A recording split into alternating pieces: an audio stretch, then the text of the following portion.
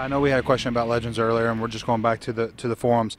Is there any future plans for Legends 2-packs, or is that kind of out of the question now, just going to go to singles and just doing it that way? Yeah, I think just where we would need to be in terms of retail price for Legends 2-packs, I think that we're just we're maybe better off keeping them as singles, I think. Really, I mean, we do sell. I mean, it's the whole 2-pack thing. Unless we can give you a real good value in a 2-pack, it's really kind of, if you think about it, it's not worth doing. Right. If you can go out and buy 2 figures that you would like at at a certain price, Right.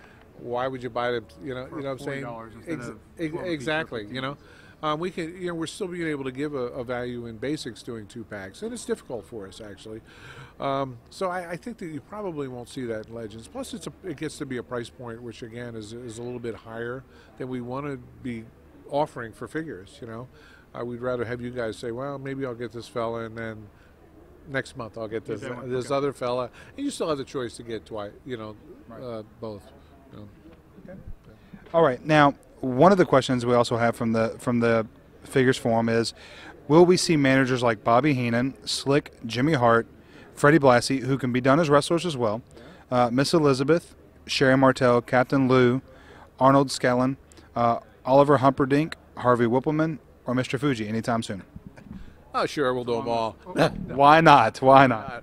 No, listen, I don't think we should discount anybody. There are certain superstars out there that we just won't negotiate with us, don't want to negotiate, don't want to be a part of it, or Mr. McMahon doesn't want to be a part of. Okay. So, those people, which, you guys probably know better than we do in some cases, we're probably never going to get them, because we never thought we were going to get Warrior either, or Macho Man, or, so we never say never. We put these people on our lists, and we go out there, and our licensing people do their they do their thing. They go out and they contact these people, and they really got to get a feed whether they can get them or they can't. I'd love to do Lou Albano. I think another guy from my era, right? Yeah. I mean, a guy, complete with the rubber bands and the whole thing. I love it. But we just haven't been able to, secure, deals with these people. And we're out there. I'm telling you, we have a list that's got hundreds of guys on it. Right. And we change the priorities on it, almost constantly as, we either think of new people or we get new opportunities to go after people. So we're constantly going after, and almost everybody you mentioned was on that list. So we're out there. We're looking for everybody that we can do that we think that you guys are going to want to have. So, I can't give you a specific answer on it, but I'm going to tell you, we are going to go out there and get everybody we can. We have a long run on this license, and just common sense would tell you that we're going to get to most everybody. That's good.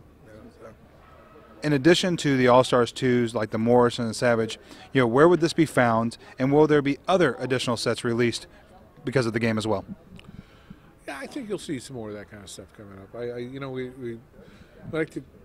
We like to go out and do that kind of stuff once in a while. We don't want to do too much of it. We want to over-proliferate those kind of things. But, yeah, I think you will see some more of the All-Star stuff coming out as we go forward. It's kind of a nice segment, as we call it, for collectors. And, again, we always like to try to come up with things that have relevance. And those are the kind of things that we can go out and there's a real reason for doing them, and not just to throw 2 guys together, in a 2-pack or something, for example. So, it fits our strategy, and sure, I think we'll see some stuff like that happening as we go forward. Yeah. One of the other questions from the forums board is, will we see DX actually all back together again? Will we see like an old Billy Gunn, an old Road Dogg, a Shawn Michaels, a Triple H, a Chyna? Kind of like, that's almost a whole series in itself there. Can you do something that's a DX? You know what? WWE up until this point has told us to stay away from DX. They really have. And it's PG-13 now. Well, yeah, so much, and it's kind of funny because we were in the process of doing a lot of DX stuff when the latest version of DX kind of ended, and WWE was pretty adamant about now's the time to stop it and move on. And it could have been about Hunter. It could have been about Shawn. The fact that those guys, and let's face it, they're 20 years of doing the same. They're not spring chickens anymore. Will we see any legends in like a Flex Force or like a Rumbler series? Interesting question. I don't think in Flex Force you'll see it so much. Flex Force is a total kid play. I mean, it's about signature moves. It's about the top 10 superstars. I don't think you'll see it in Flex Force, to be honest. That's a total kid play, unless maybe Well, we got Sean in there. He's almost a legend, right? So he is a legend. Well, he'll be a Hall of Famer this year. And he'll be a Hall of Famer this year. So boom. So the answer to the question actually is yes, but no. I don't think we're going to do legends. I really, truly don't think we will. In Rumblers, you know, who knows? I think that's really going to have a lot to do with how much the collectors take a hold of Rumblers and how much, you know, they decide to grab them. You know, we know that you guys, you may say that, you know, you don't like to do the kids product and they do the collector product, but ultimately you collect everything, you know. So I think that if we see that the collectors are showing an interest in Rumblers from a collectible point of view, absolutely. I think that there's a possibility that we could take some Legends figures and move them into the Rumblers set. No question about it. That's pretty good. Okay, 2 more questions, and we'll wrap it up here. In your opinion, do you see that the Defining Moments is pretty much replacing the Entrance Great series? Absolutely.